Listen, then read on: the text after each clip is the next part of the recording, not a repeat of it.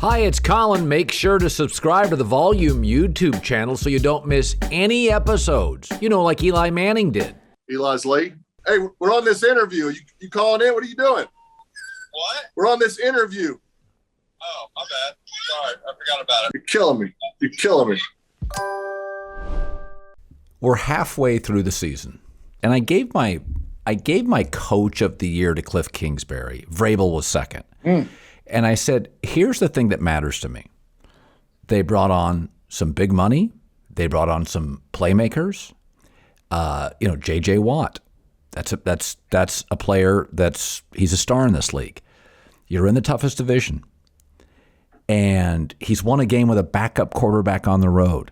And I said, listen, I know Kyler Murray's great. But you know what was interesting with him? Coach, I didn't think Cliff Kingsbury was going to work.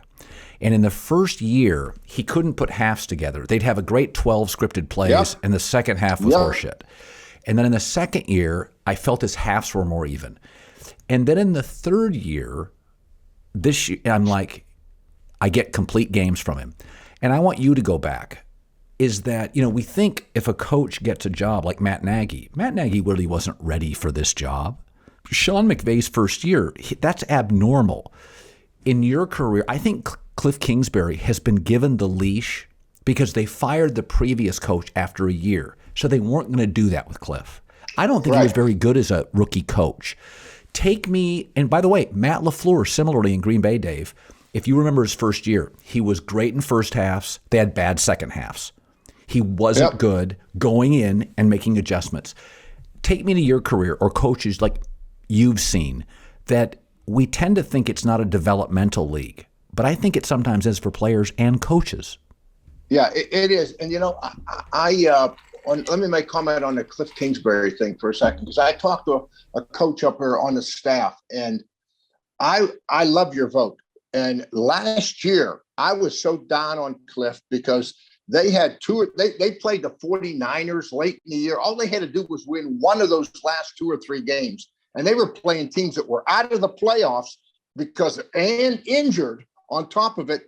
And they couldn't beat them. They didn't show up ready to play. So what he did, though, he said, I'm going to get players that take ownership of this locker room. Yes, Chandler Jones is going to be older and Kyler Murray is going to be older. Absolutely. But with that being said, I'm going to bring in some veteran guys. They said Rodney Hudson, the center they signed, this guy is a star as far as a player and a locker room guy. You mentioned J.J. Watt.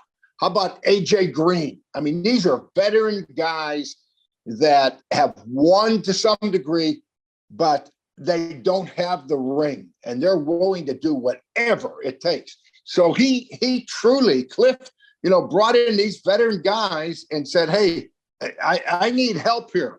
I need some help. I didn't put the game plan together, but I need guys that take ownership of this team and locker room. And it's worked. I mean, he missed the game this year because of COVID and had, young kids calling plays, and the guy stepped up for him. So I give Cliff a lot of credit. I love your vote. And yeah, I went through that too. I mean, my first year at the Bears, I actually was the head coach and tried calling defenses at the same time. I was fortunate. I mean, I think I hired a lot of guys, 2 or 3 guys that were with us at Dallas, guys that I had worked with other places. So I was able to not waste time. A lot of young coaches waste a lot of time coaching the coaches. Somebody jumps off sides for our listeners, our viewers. Let me make it simple. If somebody jumps off side, if you don't really go through it and talk about it to precise, what is going to be the reaction of the staff? The ball is on the ground. Somebody jumps offside. I mean, there's some coaches want to say, run a lap. Some coaches say, get back in the huddle. Other coaches say, run the play again. You know what I mean? So these are little things, but when guys are together and they've been together, boy, you don't have to coach your coaches. Everybody knows how we're going to react. The ball's on the ground. We're going to huddle up. We're going to run the play again, and we're going to run it, whatever it might be. So the point that I'm making is a lot of these coaches hire guys that they don't know because they haven't been very experienced in the league and they haven't been around much. So they're really trying to figure out the staff. I mean, look what happened here in Chicago. I mean, Matt Nagy, he never worked with Mark Helfrich. He was his offensive coordinator. He never worked with Vic Fangio. He was his defensive coordinator. So he hired guys, and then you're trying to feel it out and get them all on the same page. It's not easy for a guy that comes in and just doesn't have much experience. And the guys you're talking about, they haven't been in the league that long.